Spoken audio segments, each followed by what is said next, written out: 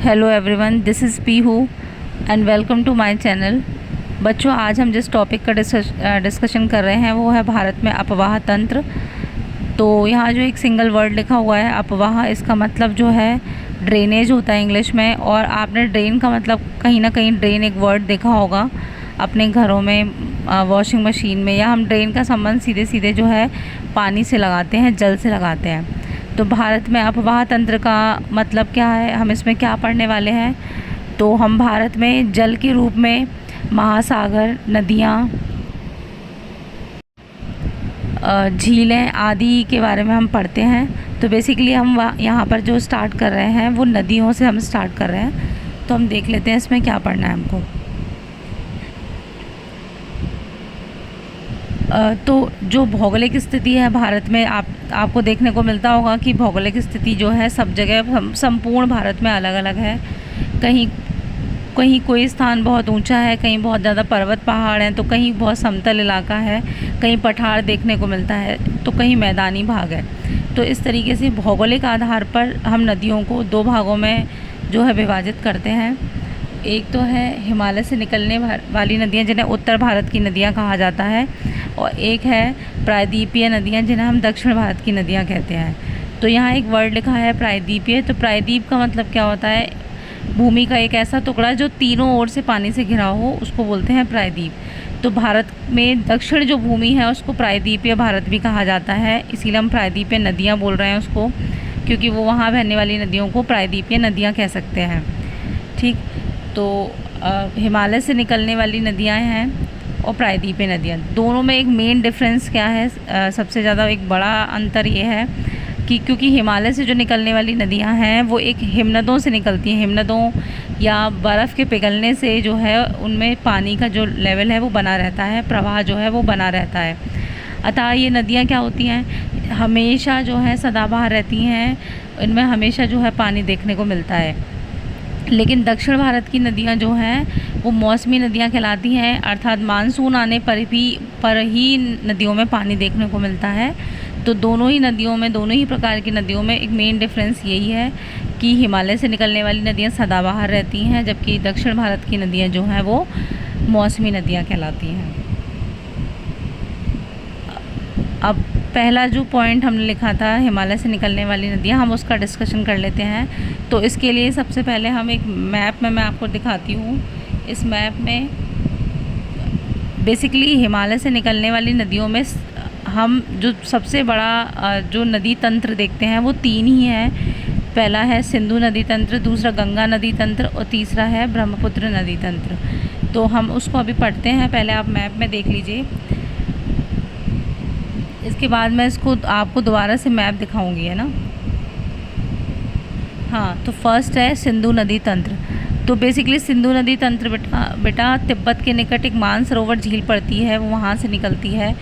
और क्योंकि भारत में इसका प्रवेश जो होता है वो पश्चिम की भाग से वो प्रवेश करती है भारत में, तो जो केंद्र शासित प्रदेश पड़ता है वो लद्दाख है। तो इसका मतलब ये हुआ कि ये भारत में पश्चिम में केंद्र शासित प्रदेश जो है हमारा लद्दाख, वहाँ से प्रवेश करती है और वहाँ से बहती हुई जो है वो पाकिस्तान में प्रवेश करती है, उसके बाद वो अरब सागर में गिर जाती है। ठीक है, तो ये जो नदियाँ सिंधु नदी तंत्र है, ये संसार में नदियों में सबसे बड़ा नदी तंत्र कहलाया जाता है इसका। और इसकी जो प्रमुख जो सहायक नदियाँ हैं वो 5 हैं, इसमें रावी, व्यास, झेलम, चिनाब और सतलज। ये जो नदियाँ हैं पांचों, इस पाकिस्तान में एक जगह है मिठानकोट, वहाँ जाके इससे मिल जाती हैं। और फाइनली ये कराची से बहती हुई पूर्व की दिशा में बहती हुई कहाँ गिरती है, अरब सागर में।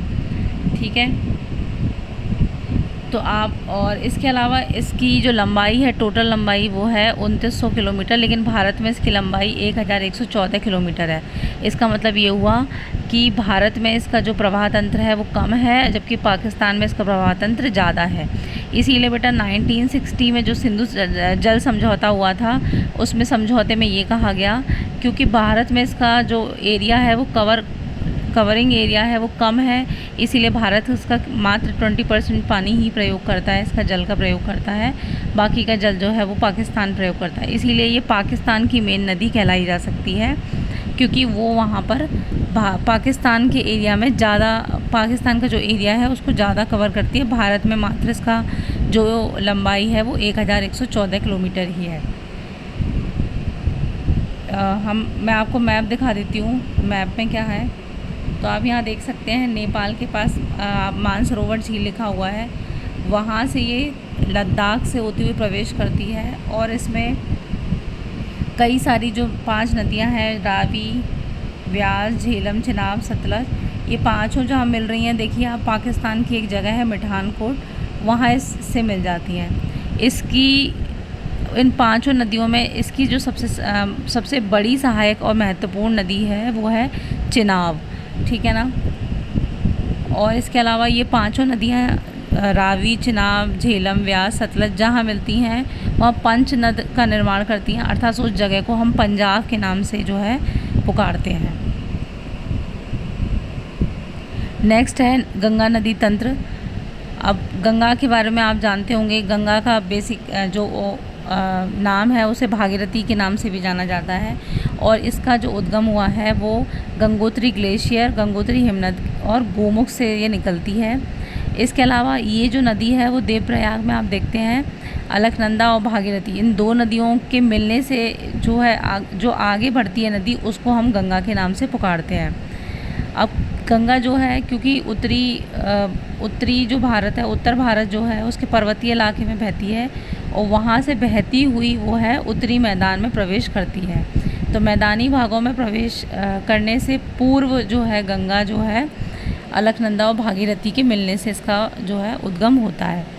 तो बेसिकली उत्तर प्रदेश में जब ये प्रवेश करती है तो जिला पड़ता है बिजनौर से ये प्रवेश करती है, और उत्तर प्रदेश से बहती हुई पश्चिम बंगाल, और वहाँ से जाके वो बांग्लादेश में से बहती हुई बंगाल की खाड़ी में गिरती है।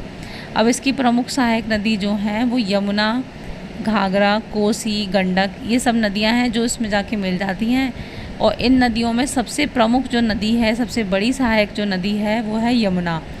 यमुना का उद्गम भी बेटा जो है हिमालय से ही होता है, और यमुनोत्री ग्लेशियर से हो रहा है इसका उद्गम। और ये भी जो उत्तर प्रदेश में प्रवेश कर रही है, तो बिजनौर से ही लगा हुआ एक ज़िला है सहारनपुर, वहाँ से प्रवेश करती है ये उत्तर प्रदेश में, और गंगा के दाहिनी ओर समानांतर बहती हुई निकलती है, ठीक है। और फाइनली ये गंगा से कहाँ मिलती है, हमारा जो संगम स्थल है प्रयागराज, वहाँ जाके ये गंगा से मिल जाती है। इसके बाद जब गंगा आगे बढ़ती है तो पश्चिम बंगाल से बहती हुई आगे बढ़ती है। तो पश्चिम बंगाल में क्या होता है बेटा, इसकी एक धारा है जो पश्चिम बंगाल की साइड मुड़ गई है, उसको पश्चिम बंगाल में हुगली के नाम से पुकारते हैं, ठीक है। तो हुगली जो है पश्चिम बंगाल की मेन नदी भी कहलाती है, और इसके अलावा उसको पश्चिम बंगाल का शोक भी कहा जाता है, क्योंकि उसके वजह से जो है हर साल जो है पश्चिम बंगाल में बाढ़ आती है।